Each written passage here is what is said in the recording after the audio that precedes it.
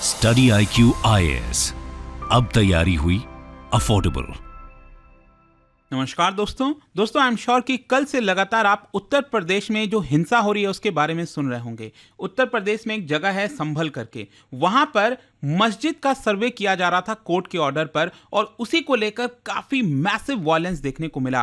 पहले खबर आई कि यहां पर 2-3 लोगों की मृत्यु हुई है, फिर अब यहां पर लेटेस्ट बात पता चल रही है कि कम से कम 5 लोग इस पूरे वायलेंस में मारे गए हैं, और इसी को देखते हुए इंटरनेट सस्पेंड कर दिया गया है, स्कूलों को बंद कर दिया गया है। तो काफी गंभीर स्थिति बनी हुई है। तो क्वेश्चन यहां पर यही हमारे लिए है कि आखिरकार ये पूरा मामला है क्या, कौन से मस्जिद की यहां पर बात कही जा रही है, क्या पिटीशन डाला गया था, वो सब कुछ मैं आपको बताऊंगा। चलिए आगे बढ़ते हैं, लेकिन उससे पहले दोस्तों मैं आप सबको एक और चीज बता दूं कि आप में से जो भी लोग यूपीएससी की प्रिपरेशन कर रहे हैं, आप सभी के लिए एक बड़ा मौका है, क्योंकि आपको पता ही है यूपीएससी की प्रिपरेशन में कम से कम आपका 2 साल तो लग ही जाता है।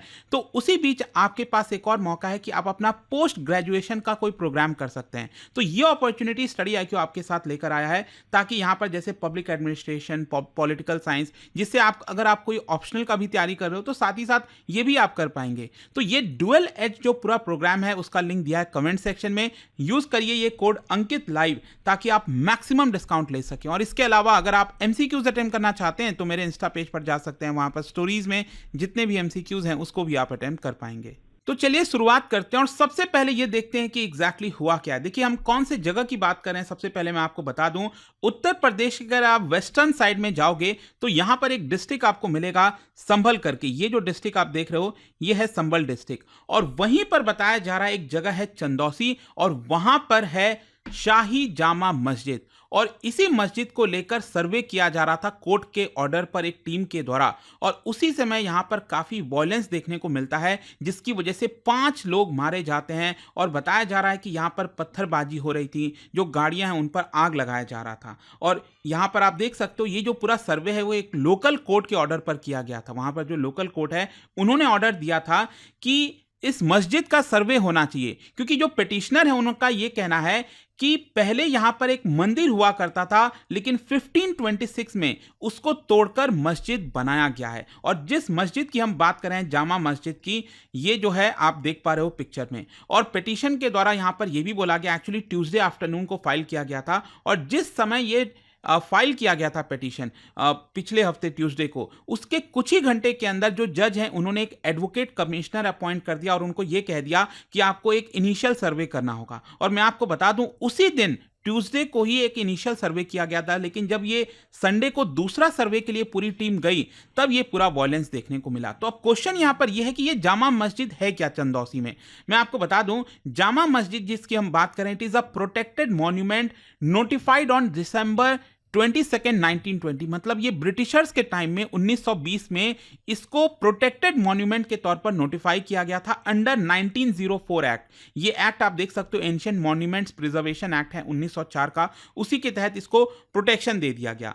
And it has also been declared as monument of national importance.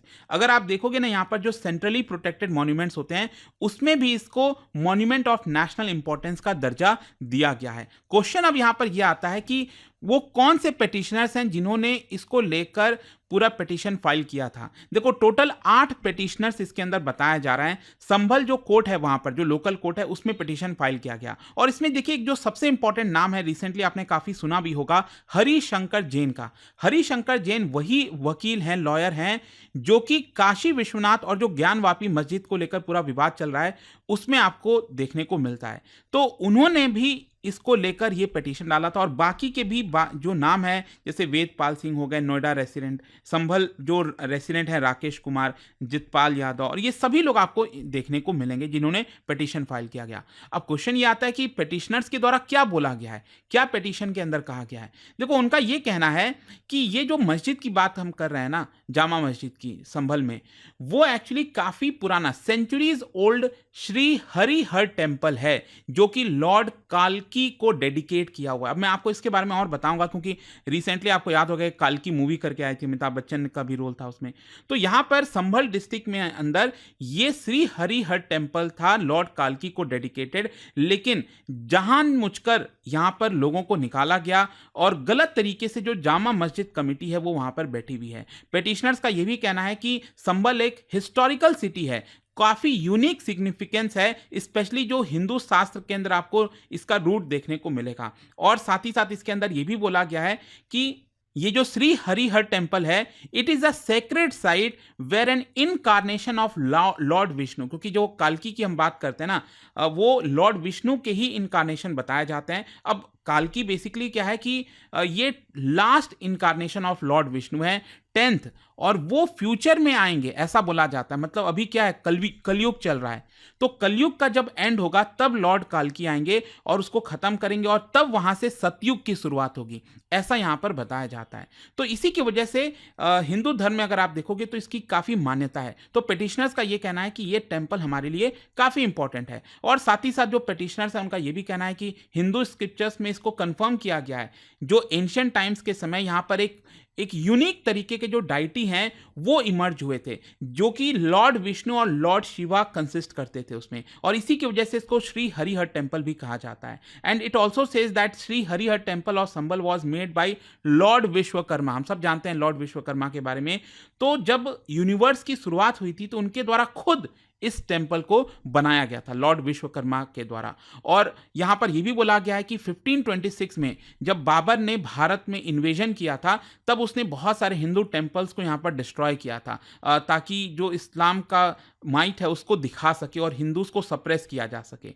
तो उसी समय यहां पर बताया जाता है 1527 और 28 में जो हिंदू बेग है, that is the lieutenant of Babur army, उसने पार्टली जो टेम्पल था, श्री हरिहर टेम्पल था, वहां पर उसका एक हिस्सा यहां पर तोड़ दिया और उसमें मुस्लिम्स को ऑक्यूपाई करने दिया गया, और तब यहां पर जो पूरा मस्जिद है उसको बनाया गया। मतलब पहले वो टेम्पल हुआ करता था, लेकिन बाबर के समय में इसको तोड़कर मस्जिद बनाया गया। अब पिटिशनर्स का ये कहना है कि देखिए, ये जो टेम्पल है, ये जो जगह है, या फिर जो बोला जा रहा है, आरोप लगाया जा रहा है कि मस्जिद बनाया गया है, ये आपका ancient monument and archaeological site and remains act 1958 के तहत प्रोटेक्टेड है, और इसलिए पब्लिक को हक है इसके बारे में जानने का, हमें एक्सेस मिलना चाहिए। It says that the public has the right to access to the subject property according to 1959 act also. ये जो रूल आया था एक्चुअली 1959 में, उसके तहत भी हमें एक्सेस मिलना चाहिए, ऐसा पिटिशनर्स का कहना है। तो क्वेश्चन अब ये आता है कि जो पिटिशनर्स हैं वो एएसआई के बारे में भी क्या कह रहे हैं। मैंने आपको क्या बोला,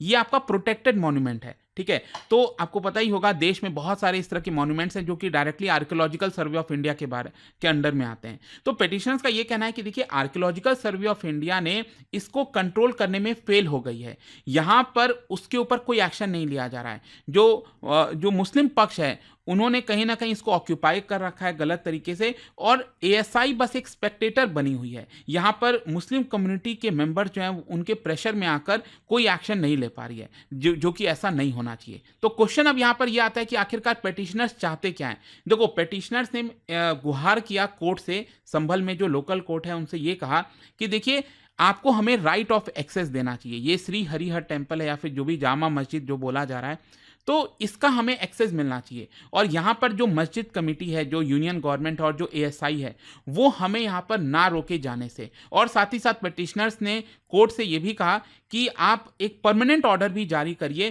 ताकि कोई भी ऑफिसर, कोई भी पर्सन, कोई भी व्यक्ति हमें अपनी आस्था के पास जाने से ना रोके, हमें अपने टेम्पल में जाने दिया जाए। ये पिटिशनर्स का कहना है। लेकिन दूसरी तरफ अगर आप मुस्लिम पक्ष की बात सुनेंगे तो आप देख सकते हैं कि एक्चुअली वहां पर जो एमपी है ना, member of parliament, Samajwadi party से बिलोंग करते हैं संभल के, जियाउर रहमान बर्क, उनका यह कहना है कि जानबूझकर यहां पर कम्युनल हार्मनी को छेड़ने की कोशिश की जा रही है।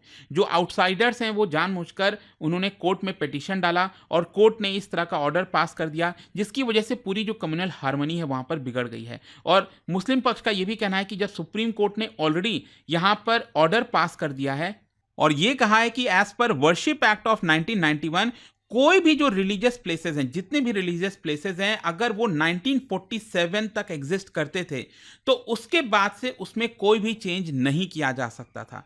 और यहां पर एक एक्सेप्शन डाला गया था, जो राम जन्मभूमि वाला मामला था, इसके अंदर उसको छोड़कर जितने भी प्लेस एग्जिस्ट करते थे 1947 में, वो वैसे के वैसे ही रहेंगे। अगर मान लो कोई मस्जिद है तो वो मस्जिद ही माना जाएगा, अगर वो टेंपल था तो वो टेंपल ही माना जाएगा। तो मुस्लिम पक्ष का कहना है कि जानबूझकर इसके साथ छेड़छाड़ करने की कोशिश की जा रही है। और मुस्लिम पक्ष ने यहाँ पर ये भी कहा है कि देखिए ये हमारे लिए भी बहुत हिस्टोरिक साइट है। कई सेंचुरी से जो मुस्लिम लोग हैं वो यहाँ पर प्रेयर ऑफर करते आ रहे हैं, और अगर लोकल कोर्ट हमारे खिलाफ जाता है तो हमारे पास हक बनता है कि हम हाई कोर्ट में भी इसको लेकर जा सकते हैं। तो क्या है कि ये जो भी वायलेंस हुआ है इसके पीछे का ये बैकग्राउंड रहा। तो जैसा कि मैंने आपको बताया ऑलरेडी ट्यूसडे को जब कोर्ट का ऑर्डर आया था तो यहाँ पर एक इनिशियल सर्वे किया गया था, लेकिन यहाँ पर जो सेकेंड राउंड ऑफ सर्वे था वो कल संडे को किया जाना था।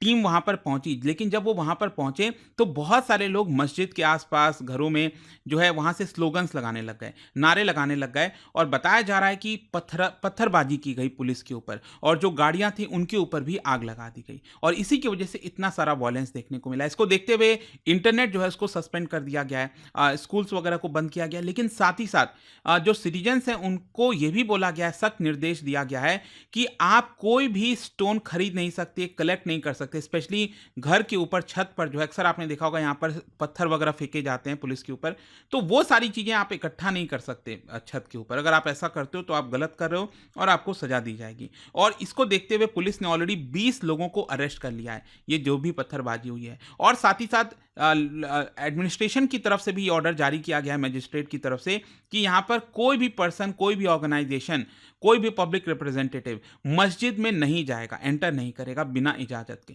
तो ये सब कुछ इस समय चल रहा है। आई होप कि ये जो खबरें आ रही थी वायलेंस को लेकर वो अब आपको समझ में आ गई होंगी। और जाने से पहले एक इंटरेस्टिंग क्वेश्चन आप सभी के लिए, क्या बता सकते हो fundamental duties were included in constitution of India by which of the following act, amendment act? ठीक है, इसका राइट आंसर आप सबको पता है, मेरे इंस्टाग्राम पर तो मिलेगा ही, वहां पर अगर आप नहीं हो कोई बात नहीं, टेलीग्राम से ले सकते हैं इसका सही उत्तर। मैं कई सारे जो एमसीक्यूज हैं वो यहाँ पर स्टोरीज में डालता रहता हूँ।